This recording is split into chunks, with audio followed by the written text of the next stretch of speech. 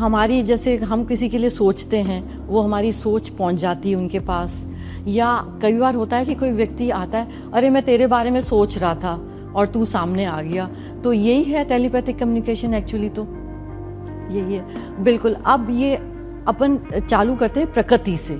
Normally प्रकृति में क्या होता है, पुराने पेड़ होते हैं, तो क्या उनकी भी कोई गुप्त भाषा होती है?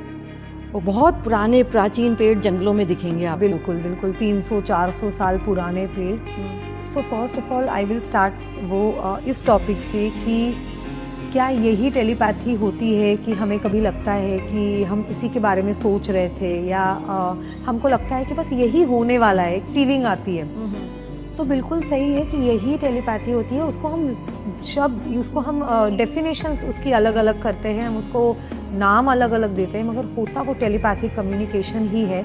फॉर एग्जांपल हम बोलते हैं कभी कभी कि मेरी एक गट फीलिंग है, या मुझे ये सिक्स सेंस से लग रहा है कि ऐसे होगा, I am getting intuition that this will happen, मुझे देजा वो हो रहा है।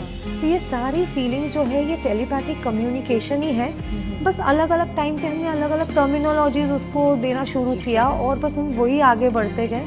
हावेवर हम क्या करते हैं प्रिया जी कि हम ना उसको उसी चीज़ के लिए उतना ही छोड़ देते हैं और हम उसको परस्यू नहीं कर पाते आगे कि हम आगे जाए, हम उसमें पूरा की पूरा कम्युनिकेशन करें। हम उसको एक फीलिंग पे लिमिट नहीं करके हम उसको आगे लेके जाए और भी कुछ समझे, और भी कुछ समझे, और हम इसको एक वे ऑफ लाइफ बनाए। हमको लगता है कि हाँ ठीक है, एक इंट्यूशन आ गया मुझे। कभी कभी लोग ऐसे मुझे ना मिलते हैं, बोलने लगते हैं कि आजकल ना मेरा इंट्यूशन बहुत तगड़ा हो गया है। हाँ। मुझे बार बार ऐसे लगता है कि होने वाला है और वो होता है। देन आई फील दैट कि देन आप इस पे क्यों डिपेंड रहते हो कि आपको कभी कोई इंट्यूशन आएगा और फिर आप बोलोगे कि मुझे इंट्यूशन आ रहा है। Be proactive, try connecting with things, because प्रकृति में जैसे आपने बोला कि हमें हर पल कोई ना कोई सूचना मिल रही है, हमको हर पल कोई ना कोई नॉलेज मिल रहा है, हमको हर पल कोई ना कोई संदेश आ रहा है वहाँ से। कि हम इतने डम और डेफ हो चुके हैं ना, हमारे पास इतना ज़्यादा मीडिया का प्रभाव हो गया है, इतनी अनवांटेड चीज़ें हमारे आंखों में और कानों में आ रही है कि जो सुनने लायक चीज़ें हैं वो बहुत रेस्ट्रिक्टेड रह गई है। And that is the reason we all are going very away from the nature. And then that's the reason we feel that कि 2 दिन की छुट्टी आई तो मुझे कहीं ऐसी जगह जाना है जहाँ पे शांति हो और जहाँ पे फूल पौधे हो। फूल पौधे और शांति, देखिए प्रिया जी, जब तक शांति आप अपने अंदर नहीं लाओगे ना, कोई भी बाहर वाली चीज़ आपको शांति नहीं देगी। बिल्कुल। और रही बात कि आपके सवाल की कि जो पुराने पेड़ है बहुत बड़े, क्या उनकी कोई लैंग्वेज है? 100%। अच्छा, 100%। आपको मैं बता दूं कि जो पेड़ है वो हमारे यूनिवर्स में सबसे ज़्यादा नॉलेजेबल एंटिटी में माने जाते हैं। अच्छा। बिकॉज उन्होंने वो देखा है, उन्होंने हर चीज़ सही है और वो फिर भी खड़े हुए हैं। They are the most rooted and grounded.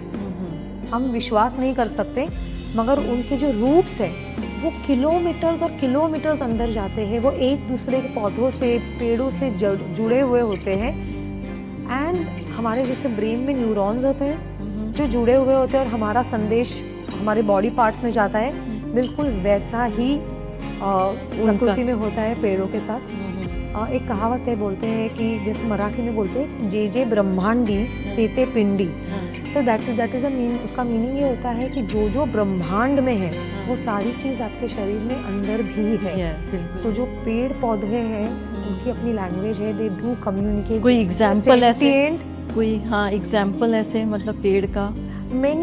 मुझे एक किस्सा याद आता है कि आपने देखा होगा नेशनल ज्योग्राफिक पे भी आपको वो एक डॉक्यूमेंट्री मिल जाएगी, जहाँ पे जिराफ जैसे ही जाते हैं और एक जगह वो अपना पेड़ के पत्ते खाना शुरू करते हैं, तो जिराफ थोड़े लंबे होते हैं, ऊंचे होते हैं, और वो क्या करते हैं ना, पूरा ही नुकसान कर देते हैं, क्योंकि उनकी वजह से बहुत सारी टहनियाँ टूट जाती है, बहुत सारे पत्ते वो खा जाते हैं। तो क्या होता है, थोड़ा बहुत कोई खाए और चला जाए तो पेड़ को भी ऐसा है कि मैं रीनर्चर कर लूँगा, मगर ये लोग तो पूरा की पूरा ही बहुत ज़्यादा तबाही मचाते हैं। तो वो जैसे ही आके पूरे जंगल में फर्स्ट लेयर ऑफ पेड़ के पास पहुँचते और खाना शुरू करते हैं, वो आगे के सारे पेड़ों को वो लोग इन्फॉर्मेशन पास ऑन करते हैं कि ये लोग आए और ये कुछ शुरू हो चुका है। जब तक कि वो पहला लेवल ख़त्म करके आगे वाले लेवल पे जाए, तभी वो देखते हैं कि सारे पत्ते ऑलरेडी गिर चुके हैं, वो पतझड़ हो चुकी है वहाँ पे।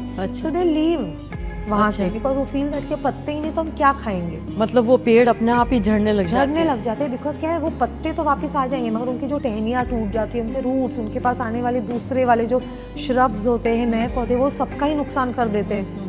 तो वो पहले ही बोल देते हैं, पतझड़ हो जाती है, जैसे ही जिराफ चले जाते हैं, दे स्टार्ट टू रीनर्चर देमसेल्व्स, नए पत्ते आने लगते हैं। जाते हैं। सो दिस इज अमेजिंग कि कैसे Amazing, होते हैं। हाँ। वैसे ही आप देखना कि बहुत महाराष्ट्र में ये बहुत प्रिवेलेंट है कि जहाँ पे बंदर बहुत नुकसान करते हैं पेड़ों का।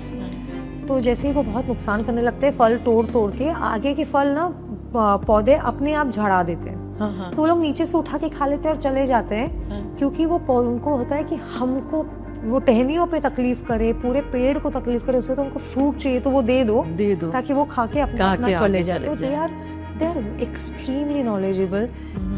जितना नॉलेज आपको पौधों से मिलता है, पेड़ों से मिलता है, उतना नॉलेज शायद दुनिया की कोई भी बुक्स आपको नहीं दे सकती। और नॉर्मली जैसे कभी ऐसे हो जाता है, कोई विचार आ गए और समुद्र की मतलब किनारे बैठे हुए हैं, तो क्या ऐसा होता है कि संवाद बना देते हैं, लहरें कोई जवाब दे देती है, कोई विचार चल रहा है, उसका आंसर खोज रहे हैं और जवाब आ जाता है ऐसे? देखिए वो है ना, सिर्फ आपकी जो लहरें हैं उससे रेस्ट्रिक्टेड नहीं है। एक्चुअली क्या हो रहा है, जब आप बैठे हुए हो है ना, तो आपको जो समुंदर की लहरें होती है और समुंदर की जो नॉइस होती है, that is called a white noise. White noise वो चीज़ होती है जो माँ के गर्भ में होती है, जब बच्चा पेट में होता है, तो जो पानी की आवाज़ होती है ना, वो वाइट नॉइज नॉइज होता है। ठीक है। अच्छा। तो जब बच्चा बहुत क्रैंकी होता है, जब पैदा हो जाते हैं, और डॉक्टर के पास जो बच्चे NICU में रहते हैं और उनको जब डॉक्टर जब वो नहीं बहुत रोने लगते हैं तो उनको वाइट नॉइज सुनाते हैं, तो वो सो जाते हैं, उनको लगता है they are still very protected माँ के गर्भ में। घर में।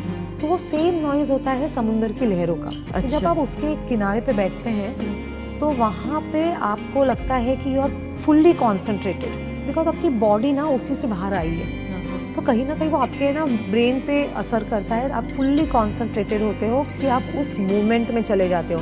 ना ही आप अपने पास्ट में हो, ना ही आप अपने फ्यूचर में हो, you are in that moment. When you are in that moment, आप एक फ्रीक्वेंसी से कनेक्ट कर पाते हो जो आपको बता सके कि what is your thought process is right और रॉन्ग, क्योंकि आपसे ज़्यादा आपको ज़िंदगी में कोई और नहीं जान सकता। बिल्कुल।